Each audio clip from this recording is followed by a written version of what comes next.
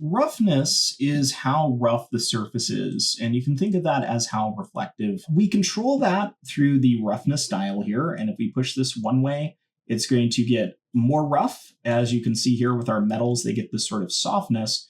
And if we push it the other, you'll see it gets more glossy and more concentrated, and in some ways more metallic, I guess you could say. So the first thing we have to determine is how much do we want this to do? If we come in here, we can take a look at our material properties, and we can see both of these are going to be pretty smooth. You can see how smooth and reflective the metal is, so I'd say that's very smooth.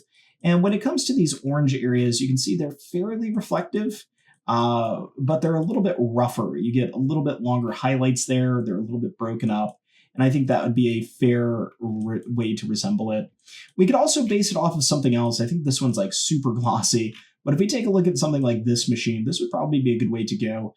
You can see how this has a nice roughness to it. It's fairly diffuse. And this one here has something that is a bit more concentrated. Now that leaves us with the question, what is rough, what is non-rough? And what's interesting is the answer is it depends. So there's different workflows. There is the metalness roughness workflow, and there's also the metalness gloss workflow, and those are interchangeable. Now, when it comes to Maya, it's the roughness workflow, and generally in the roughness workflow, white is going to be what is equal to rough, and black is going to be what is equal to smooth. So what we'll see here is this is going to be closer to black, and this is going to be closer to white, but neither are going to be all the way there. It's going to be some variance of gray. So just like we did with our metalness map, we can save again. I'll use my metalness map for this. We can do a save scene as, and we could go ahead and name this robot roughness this time. And we can indicate the differences. So with this one, I can experiment with the material to get an idea.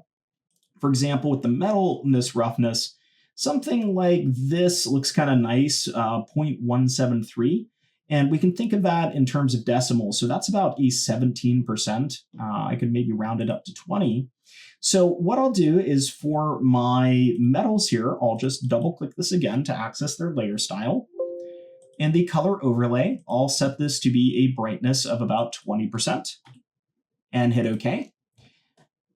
And then let's figure out our orange area. If I go ahead and play around with this, I think around here looks kind of good, where we're just getting a little bit of a highlight there, but it's still kind of rough, so maybe 0.34. So let's round that up to 35, and we'll double click our base orange color, come in here and get that to a brightness of 35 and hit OK. And you'll see those are pretty close together. Let's see how they look. We'll go ahead and click save. And just like we plugged in our metalness into the metalness category, we can plug in our roughness to the roughness category. I'm going to open up Hypershade once again. I still have it minimized here.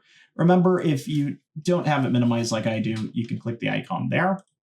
And I am going to want to see this graph, but I also want to show you how this looks. So where we're going to plug this into is in the specular channel. We're going to plug it into the roughness category. So right here in that file section, we're going to click on that, bring up our file, and in this file input, we're going to go to characters, robot, and grab that roughness there and hit open. Now, when we do this, it's not going to look quite perfect, but it is looking pretty good. And it's not going to look perfect for the exact same reason that we had with the metalness. If you look at the metalness here, you can see once again, it's taking that out alpha into the specular roughness. So just like we did with the metalness, we need to select this, come over here to alpha as luminance and check that on. So with that checked on, it should look pretty and give us our proper result here. And you can see that's a lot more concentrated than I thought, and that one is a lot less. So I might want to go ahead and maybe double these. You'll notice that it doesn't correlate one-to-one. We're going to just double-click the base orange here, come into the color overlay, and we'll double this to 75. Well, it's actually really high. I might try 50 first to see how that looks. It may not even be a factor of doubling. That may be way too much. So maybe we won't. This one, though, I think we probably could take this up to 30. So I'll increase it about 10% for that one. And you just have to play around with it till you get something that you feel looks right. It does take a bit. Let me double click now. And I think that looks all right. I might take that higher than 30, though. And I think that one is looking pretty good, though, for the metallic plastic areas. I think I might take this to 50 just to get something a little bit less glossy. And then that makes the difference between these the same. So I might take my base orange here and actually bump that to about 75 and see what it gives me. We still have other effects to add to this, so we'll probably be able to justify the style a little bit more. But if we go ahead and double click that, yeah, I'd say the metals can probably come down and this can come down too. So just find a balance that works for you, whatever you think looks good, and keep going back and forth. I liked this one at 50. I don't really want to do a 50-50 even. I could. But I think we'll set this one back down to either 30 or 40 or 45.